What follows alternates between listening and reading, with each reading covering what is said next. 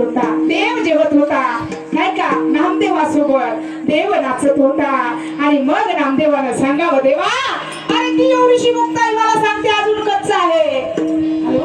भगवंत बोलतात, अरे नामा खरंच आहे बरं, मी तुझ्या भक्तीपोटी, तुझ्या प्रेमापोटी, तुझी जी भक्ती आहे ना तिच्यामध्ये नाहून जातो. म्हणून गायनामध्ये अद्भुत शक्ती आहे, माणूस देवाला डोलवतो सुद्धा.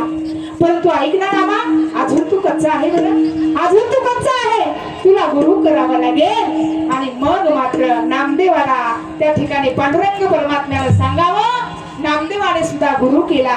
आधी फक्त विटेवरचा देव कळत होता, पण ज्यावेळेस गुरु केला, मोठा कथाभाग आहे पण इथं 10:30 वाजले नाही का. आणि मग नामदेवाने ज्यावेळेस गुरु केला, कुत्र्याच्या स्वरूपामध्ये देव आले, कोरडी रोटी खात होते आणि मुद्दामच पळायला लागले. नामदेव महाराज तुपाची वाटी, देवा पळू नका तुपाचं तूप घ्या तू नाही का, हा फरक आहे.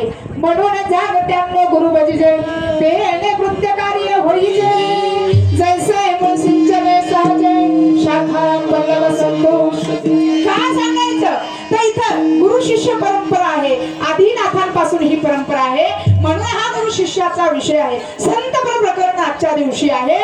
आणि म्हणून मायबाप जीवनामध्ये जसं कमल कंद गरदुरी नादनो कये कची घरी, परिपराग शिविता भ्रमरी येरा चिखलाचे उरे. त्यानो काय सांगता, कमल कंद म्हणजे कमळाचं फूल, गरदुरी म्हणजे बेडूक, दोघही चिखलामध्ये आहे, दोघही चिखलामध्ये आहे. पण कमळाच्या कंदामधून एक सुंदर कळी निर्माण होते, त्या कळीमध्ये गोड असा मधाचा एक गोड पदार्थ आहे, त्याला मकरंद असं म्हटलं जातं. पण तो मकरंद सेवन करण्यासाठी पाण्याच्या तलावामध्ये कमळ उगतोय, पण तो मकरंद आहे मध्ये तो भुंग्यांना सांगावं लागत नाही, फोन करावा लागत नाही. त्या सुवास इतका गोड सुवास आहे, सुगंध इतका गोड आहे.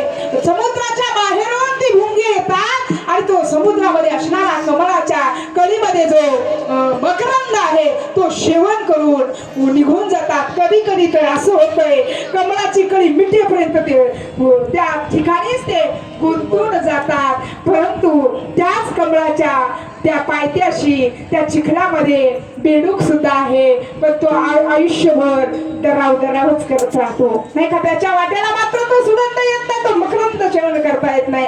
तशी काहीशी माणसं गुरु जवळ आहेत, पण सहवास घेता येत नाही. जसं गाईच्या स्तनाजवळ गोचिड आहे ना बाबा, गाईच्या स्तनाजवळ गोचिड आहे, पण एका कातडीचं अंतर आहे, त्याला दूध, त्याच्यामध्ये दूध अमृत आहे हे कळत नाही, तो रक्त पित असतोय. म्हणून जीवनामध्ये काही माणसं काय खावं काय प्यावं हे कळत नाही. म्हणून तरुणांनो, क्या किया क्या किया क्या किया